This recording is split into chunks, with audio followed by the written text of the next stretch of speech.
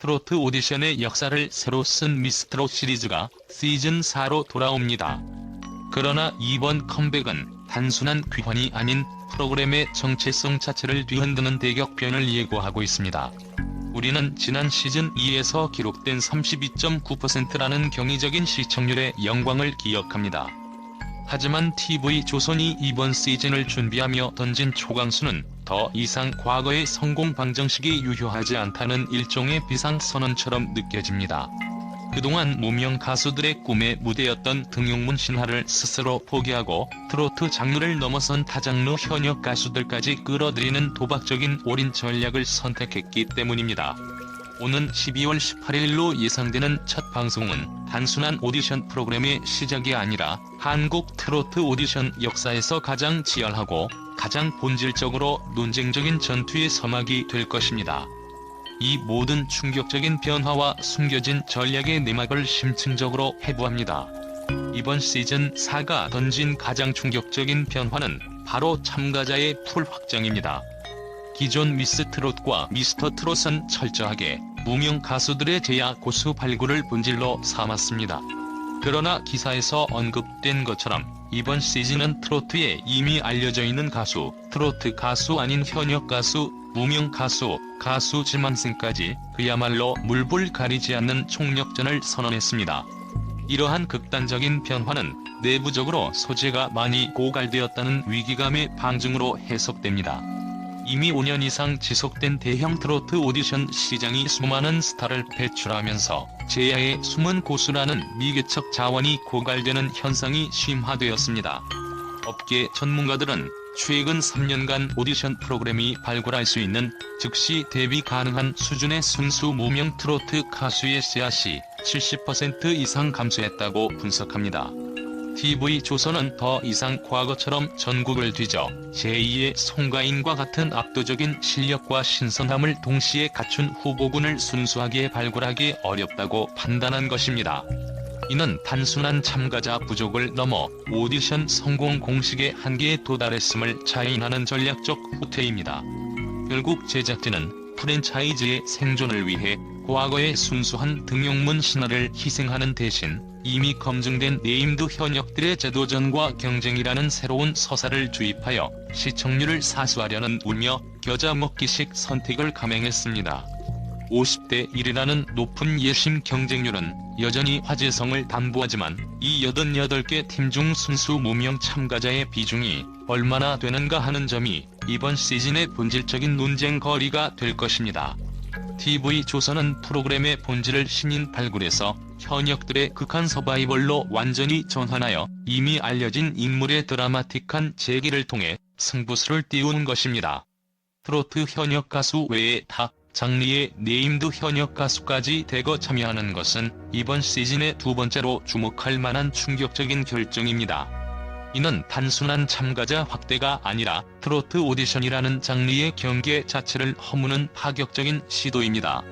기사에서도 지적했듯이 이번 시즌은 미스트롯은 트롯 오디션이라고 하기도 어려워질 정도의 변화를 내포하고 있습니다.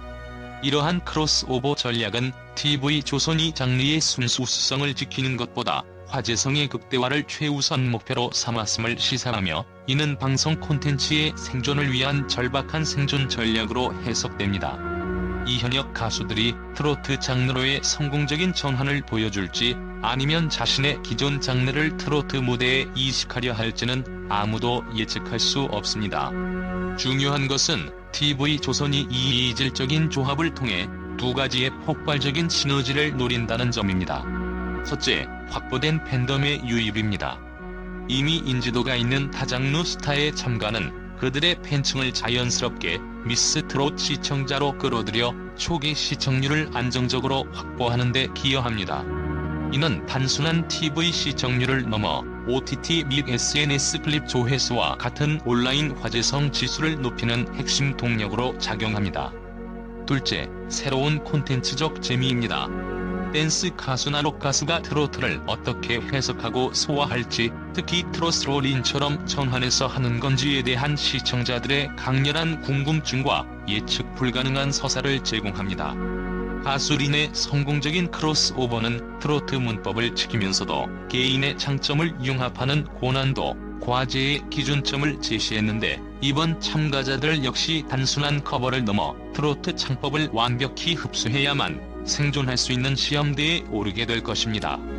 그러나 이러한 문호 개방은 필연적으로 트로트 정체성 훼손 논란을 불러일으킬 수밖에 없습니다.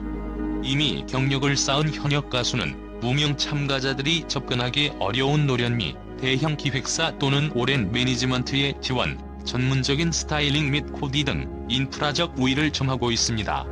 이는 단순 실력 경쟁을 넘어 자본과 인프라의 싸움이 될 수 있다는 논란을 증폭시킬 것입니다.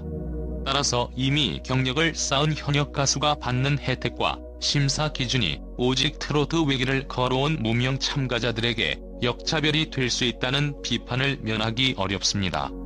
제작진은 경연의 공정성과 장르의 순수성이라는 두 마리 토끼를 모두 잡기 위해 심사 기준의 투명성과 가산점 배제 원칙을 더욱 철저히 확보해야 하는 숙제를 안게 되었습니다.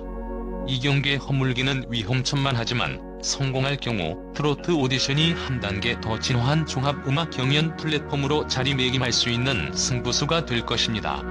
미스트롯 시즌4의 첫 방송 날짜가 12월 11일 또는 18일 중 18일로 유력하게 거론되는 배경에는 단순한 스케줄 조정 이상의 전략적, 물리적 필연성이라는 복합적인 레이어가 내재되어 있습니다. 기사에 따르면 11월 중 마스터 오디션 녹화가 진행된다고 가정했을 때 방송 품질을 담보하기 위해 통상적으로 요구되는 기간은 최소 2에서 3주의 정밀한 후반 작업 및 편집 과정입니다. 이 과정은 단순한 영상 클리핑 수준을 넘어섭니다.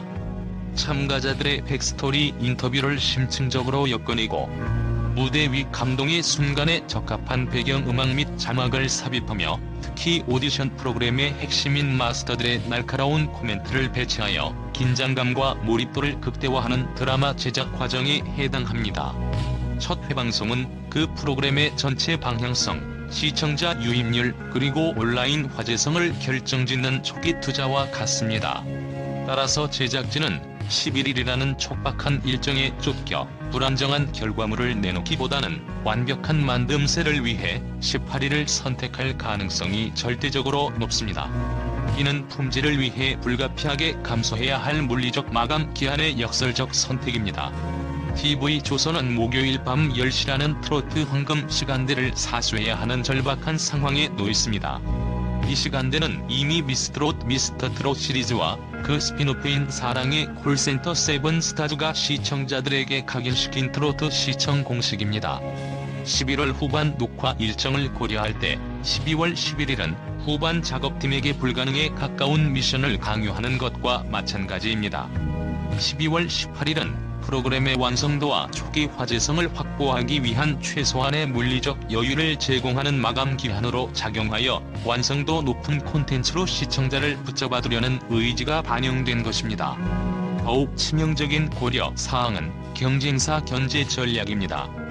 MBN의 현역가왕 시즌3이 거의 같은 시기에 첫 방송을 예고하고 있다는 점은 두 방송사가 여성 트로트 대전을 피할 수 없는 운명적인 맞대결 구도로 인식하고 있음을 보여줍니다. 과거 현역가왕이 통상적으로 4주 정도 먼저 시작하여 시청층을 선점했던 전례와 달리 이번에는 거의 같은 시기에 격돌하는 양상입니다. 이는 양측 모두 시청자의 초기 화제성과 몰입도를 선점하기 위해 피할 수 없는 제로섬 게임의 일환입니다. 12월 18일이라는 날짜는 경쟁사의 시동과 동시에 불꽃을 튀기려는 TV조선의 철저한 시간 계산과 현역가왕의 초기 시청률을 빼앗기지 않으려는 강력한 견제 의지가 반영된 전략적 선택입니다. 이로써 미스트롯4는 단순한 오디션을 넘어 트로트 채널 전쟁의 최전선에 서게 되었습니다. 미스트롯4의 마스터 군단의 댄서이자 안무가인 모니카가 합류했다는 소식은 이번 시즌이 단순한 가창력 경연을 넘어 퍼포먼스 오디션으로 진화하고 있음을 명확히 보여주는 충격적인 시그널입니다. 모니카의 전문 분야는 춤과 무대 구성입니다. 전통 트로트가 주로 한과 절절함이라는 감성에 기반하여 음색과 꺾기, 창법의 깊이를 중시했다면 최근의 K-트로트는 아이돌 못지않은 화려한 안무, 밴드 편곡, 무대 연출이 결합된 종합예술로 변모하고 있습니다. TV조선은 이 변화를 주도적으로 수용하고 K-팝의 성공 모델을 트로트 오디션에 이식하려는 전략적 의도를 모니카의 영입을 통해 드러냈습니다. TV조선은 모니카의 영입을 통해 참가자들에게 가창력 외에도 무대 장악력, 안무 소화력, 콘셉트 소화력 등 비주얼적인 요소와 엔터테인먼트적 요소를 중요하게 평가할 것임을 사전에 공지하는 것과 같습니다. 이는 심사 기준의 질적 변화를 예고합니다. 과거에는 감성 점수와 기술 점수가 주를 이뤘다면 이제는 퍼포먼스 전달력이라는 새로운 핵심 항목이 추가되거나 기존 항목에 대한 가중치가 대폭 상승할 것입니다.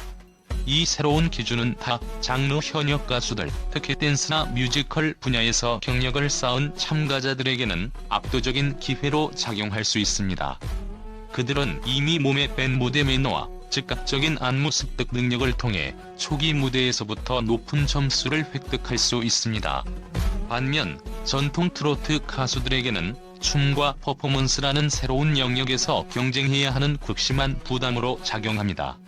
오랜 시간 트로트 창법만을 연마해온 이들에게 짧은 시간 안에 고난도 안무를 소화하면서 안정적인 발성을 유지하는 것은 보컬 불안정성이라는 심각한 리스크를 동반합니다.